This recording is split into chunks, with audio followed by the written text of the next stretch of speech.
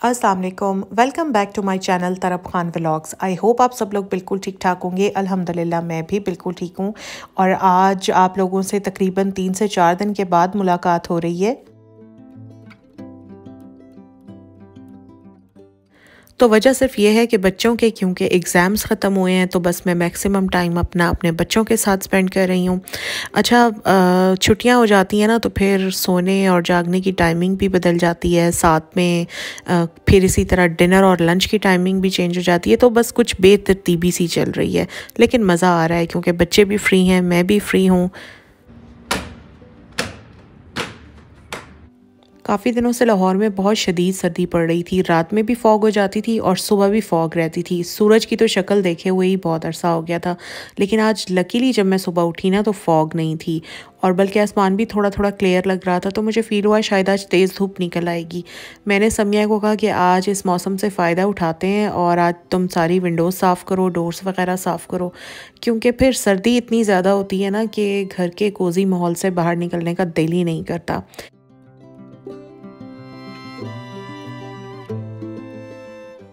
समिया के साथ साथ मैं भी बाहर आ गई थी और समिया को मैंने ग्लास क्लीनर दे दिया था ताकि वो विंडोज़ के शीशे अच्छी तरह से साफ़ कर दे। यहाँ पर बस मैं अपने इस मनी प्लांट को देख रही थी और इस पर कुछ पत्ते जो थे वो काफ़ी मुरझा चुके थे, तो वो मैंने काट दिए थे और मनी प्लांट फ्रेश फ्रेश बहुत ही अच्छा लग रहा था। आज मैंने लंच नहीं बनाया था क्योंकि बहन के घर देग वगैरह बनी थी तो उसने चिकन बिरयानी भेजी थी। अच्छा, आज सुबह जब मैं सोकर उठी ना तो मेरा चाय पीने का बिल्कुल दिल नहीं कर रहा था, वरना सुबह उठती हूँ तो उठते ही सिर्फ एक ही चीज़ की तलब होती है और वो होती है चाय या कॉफ़ी। लेकिन आज उठी तो प्यास बहुत ज़्यादा लग रही थी तो चाय ली ही नहीं। अब तकरीबन 2:30 का वक्त हो रहा है। अब मैं खा रही हूँ बिरयानी और साथ ही मैंने मुकद्दस को कह दिया है कि मुझे चाय का कप बना दो, क्योंकि बिरयानी के बाद तो वैसे भी चाय की बहुत ही ज़्यादा तलब होती है।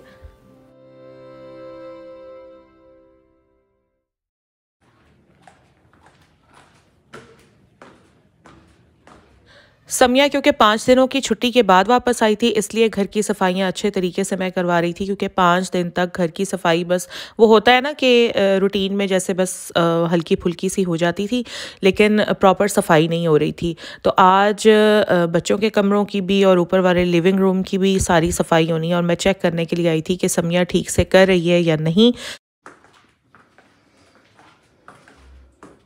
कितने कपड़े रहते हैं? बस ये यूनिफॉर्म रह गया। रंगीन सारे हो गए? हाँ जी। मेरे 2 सूट थे जो मुझे अपनी अलमारी में मिल नहीं रहे थे, तो वो भी मैंने चेक करने थे, क्योंकि वो वॉश तो हुए थे लेकिन प्रेस होकर अब तक मेरी वार्डरोब तक नहीं पहुँचे। ऊपर आई हूँ तो यहाँ पर भी नहीं रखे हुए थे। मुकद्दस का ये बड़ा मसला है, अक्सर ये क्या करती है, मेरे सारे कपड़े वॉश कर लेती है, मेरे कपड़े छोड़ देती है और 2-2 हफ्ते तक फिर मेरे कपड़े वॉश नहीं होते, क्योंकि मैंने अपने कपड़े हाथ से वॉश कराने होते हैं। जो मशीन में धुलने होते हैं वो तो ये फ़ौरन धो लेती है, मगर हाथ वाले कपड़े जो हैं ये 2-2 हफ्ते तक मुझे वेट कराती है। वॉशरूम धोया अच्छी तरह से? वालेकुम सलाम। हाँ, ठीक डाल दिया था। अच्छा मुकद्दस, ये इसका स्वेटर और ब्लेजर अलमारी में रखो। ठीक है।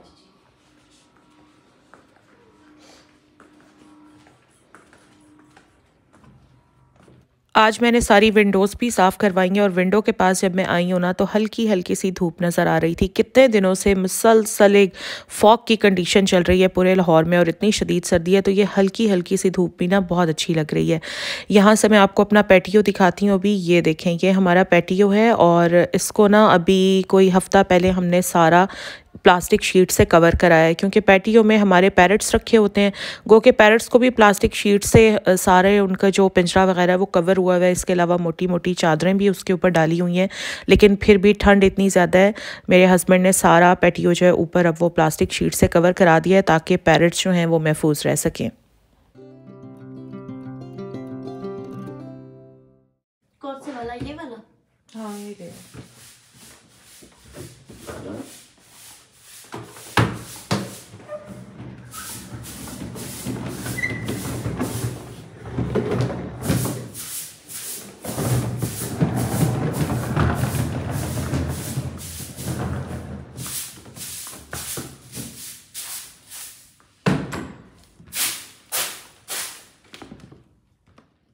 अच्छा, यहाँ पर मुझे आप लोगों के साथ एक बात शेयर करनी थी कि कुछ दिनों पहले मैंने एक व्लॉग अपलोड किया था जिसमें मैंने आप लोगों के साथ शेयर किया था कि तरब को नज़र लग गई है।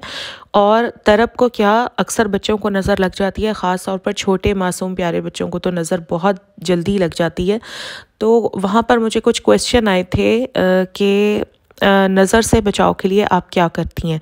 अच्छा देखिए, मैंने तो बहुत सारे लोगों को देखा है कि अगर ख़ास तौर पर अगर छोटे बच्चों को नज़र लग जाती है तो वो लाल मिर्चें उन पर से वार कर जला देते हैं, या कुछ एक सिलबट्टा होता है ना, उससे भी नज़र उतारते हैं। और पता नहीं लोगों ने हज़ारों तरीके अपने बना रखे हैं नज़र उतारने के।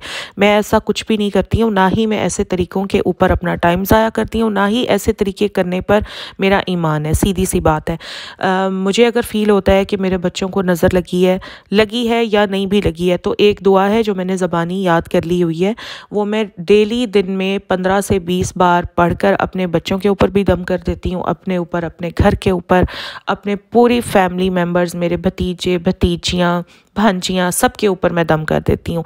तो उससे ना मेरा मुझे तसल्ली रहती है कि अब हम महफूज हैं या हमारे बच्चे महफूज हैं, हमें अब कुछ नहीं होगा। ये अपने अपने ट्रस्ट की बात होती है ना। देखें, अच्छा वो जो दुआ है ना, वो रसूल पाक सल्लल्लाहु अलैहि वसल्लम वो दुआ दम किया करते थे हज़रत इमाम हसन और हज़रत इमाम हुसैन के ऊपर।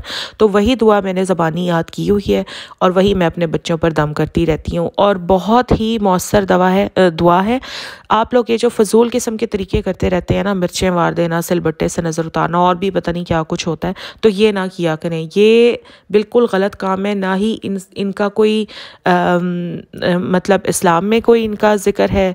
बिल्कुल मतलब ये फ़जूल चीज़ें हैं। मैं यहाँ पर दुआ जो है उसका इमेज लगा रही हूँ। ये दुआ आप लोग ज़बानी याद कर लें, और जब भी आपको टाइम मिले, जब भी आप फारिग बैठे हों, या अपनी रूटीन बना लें कि सुबह सुबह उठकर, ज़्यादा आप नहीं पढ़ सकते तो सिर्फ 3 बार पढ़कर अपने बच्चों पर, अपने घर पर दम कर दें। आप देखिएगा कि इंशाल्लाह नज़रें बद से महफूज रहेंगे। और यहाँ पर मैं बना रही हूँ जी गाजर की खीर। पहले अपने व्लॉग में तो मैंने गाजर का हलवा बनाया था, लेकिन आज मैं गाजर की खीर बना रही हूँ। उसी के लिए गाजरें कद्दूकश हो रही हैं।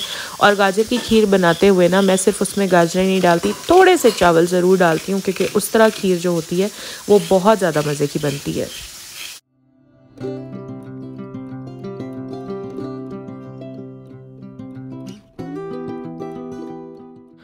जब से सर्दी की शिद्दत में इजाफा हुआ है ना, तो हमारे ब्लैंकेट्स बेडरूम से होते हुए अब लिविंग रूम में पहुंच चुके हैं। और यहाँ पर ये ब्लैंकेट अब तब तक रहेगा जब तक सर्दियाँ ख़त्म नहीं हो जाती, क्योंकि ये जो सोफ़े का जो कॉर्नर है ना, ये बनवाया भी मैंने इसलिए था कि यहाँ पर लेटकर आराम से रेस्ट भी किया जा सके और टीवी भी इंजॉय किया जा सके। लिविंग रूम में हीटर चल रहा होता है, लेकिन उसके बावजूद इतना ठंडा होता है, इतनी ठंड होती है ना, कि फिर ब्लैंकेट के बगैर बैठा नहीं जाता। तो ब्लैंकेट यहाँ पर अब लाजमी आपको मिलेगा जब भी आप मेरी वीडियो देखेंगे।